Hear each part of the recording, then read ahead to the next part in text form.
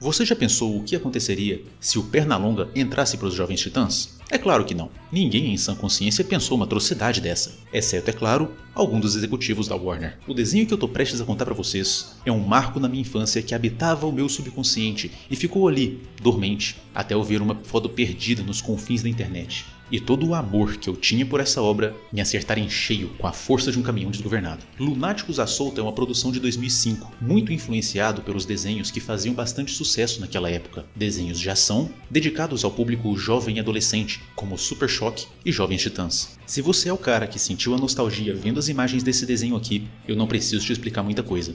Mas se você não reconhece, meu amigo, isso aqui tem o mesmo potencial de X-Men Evolution. E para te explicar o quanto esse desenho era bom, basta eu falar pra você do nosso líder, personagem principal, o nosso Robin da turma, que é o Pernalonga. Aqui ele não tem o nome de Pernalonga, o nome dele é Ace. E a sua quase par romântico não é a Lola Bunny, mas a Lex Bunny. O coelhão preto com detalhes em amarelo era um ninja usuário de espada que solta raio laser pelos olhos e fica fazendo piada com os inimigos enquanto combate eles. Ele tem super velocidade, mantendo-se fiel ao estilo clássico do Pernalonga, mas com uma pegada de ação que lembra muito as adaptações da DC. Tudo isso dado um grande grau de originalidade, porque estamos em 2772 e o cenário que esse desenho se passa é totalmente cyberpunk. É só você imaginar, cara, a combinação de Leonardo das Tartarugas Ninjas, do Ciclope dos X-Men e o Homem-Aranha, tudo em um só personagem, enquanto esse personagem também é o Pernalonga. O desenho tinha uma mistura de ação, comédia e uma temática sombria que eu sinceramente nunca vi em nenhum outro desenho, enquanto executava com maestria aqueles personagens que já eram queridos no nosso coração,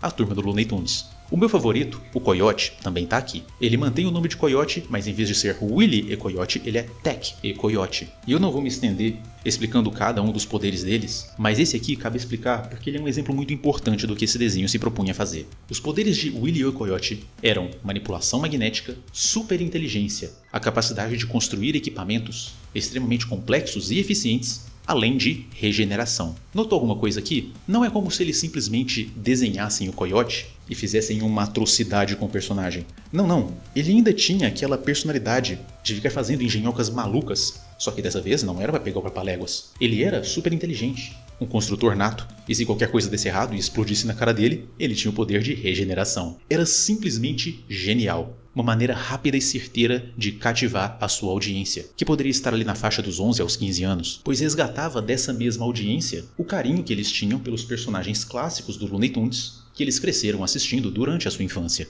Mas me diz aí, se esse desenho era tão bom, se tudo dava tão certo, o que aconteceu para dar errado? Por que esse nome não é grande como os Jovens Titãs ou X-Men Evolution?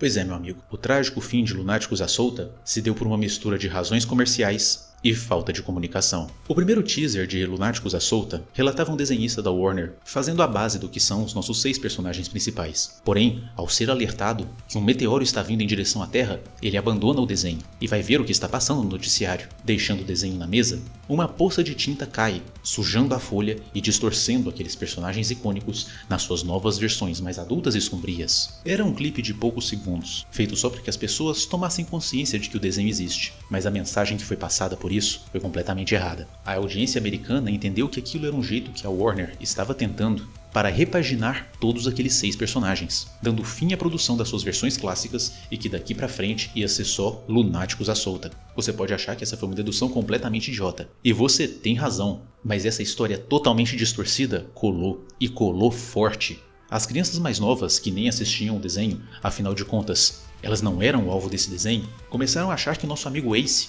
era a versão maligna do Pernalonga, e ao mostrarem o personagem para os seus pais, esses rapidamente pulavam para a dedução de que Ace também era de alguma maneira maligno e estaria influenciando os seus filhos a um comportamento rebelde com as suas cores escuras, o seu comportamento mais sério, a sua pose e o seu enredo que eram, para todos os efeitos, bem diferentes do clássico Pernalonga. O Papaléguas, que também era um herói e trabalhava lado a lado com o Coyote, sendo seu melhor amigo, tinha um moicano radical, movia-se em altíssima velocidade, conseguia prever o futuro, voar e conseguia mapear perfeitamente os lugares pelos quais ele passava. Era tipo o Flash, só que ele tinha um Sharingan. o que é muito maneiro, mas o visual dele, vermelho com preto, também era um contraste muito grande com a ave que a gente costumava assistir correndo nas rodovias americanas. Apesar do sucesso da primeira temporada, as críticas vieram com força, com várias matérias jornalísticas apontando que o visual de personagens como Papaléguas, com velocidade supersônica e derrubando inimigos antes que eles sequer pudessem reagir, era problemático demais para as crianças abaixo de 12 anos.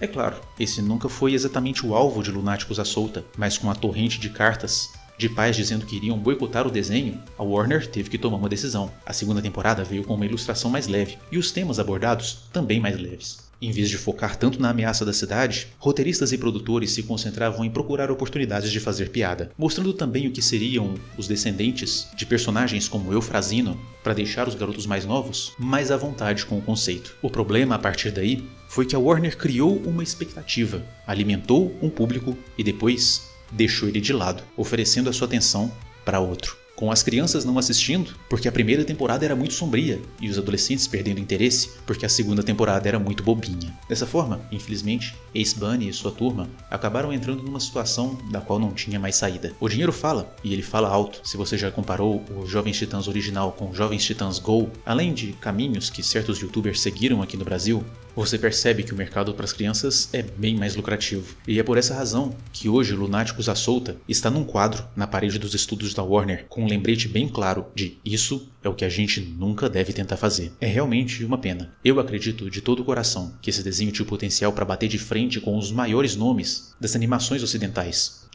Eu tô falando aqui de Liga da Justiça e até mesmo o Ben 10. Se Lunáticos à Solta tivesse sido distribuído da maneira correta, se ele não fosse vítima da própria propaganda, ele poderia ter sido uma obra completamente revolucionária para Warner. O que ele foi, mas não do jeito certo. Eu não vou te dizer que o desenho não tem nenhuma falha. Os vilões são pouco memoráveis, seguindo aquele estilo de vilão da semana bem clássico de Power Rangers. E pouco tempo é dedicado para as relações entre os personagens do bando principal, e menos ainda entre esses personagens e os humanos. Às vezes, o desenho passa uma ideia de que eles são heróis sombrios, tipo os Gárgula, que protegem a humanidade, mas não podem se revelar para ela. Mas em outros momentos, essa ideia é quebrada completamente, com os nossos heróis vivendo normalmente entre os civis. Toda a história da mentora dos Lunáticos à Solta, que tem uma pegada bem Power Ranger, ser na verdade uma alienígena, diretamente conectada ao meteoro que deu para eles todos esses poderes, poderia ser melhor trabalhada. Mas esses são erros menores, em comparação com o puro peso e carisma que o time principal possuía. Lunáticos não foi completamente esquecido. Ele faz umas e outras aparições em desenhos que são populares hoje, mas em grande parte só servindo de piada,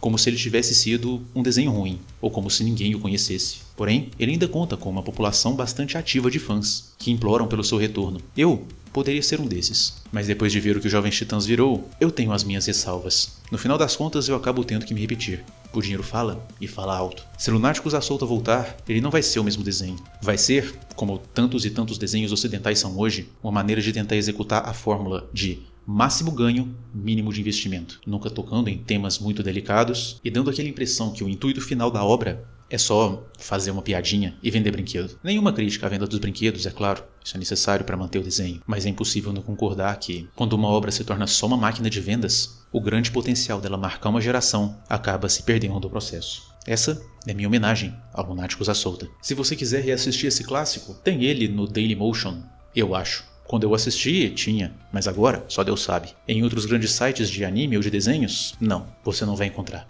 Essa aqui é uma joia perdida no tempo. Quem teve o prazer de assistir vai guardar sua recordação com carinho. Se você não foi um desses privilegiados, eu sinto muito, mas eu espero ter sido capaz de compartilhar um pouco da minha felicidade passada com você aqui no Café com Spoiler. Inscreva-se para mais vídeos e um forte abraço. Tchau, tchau.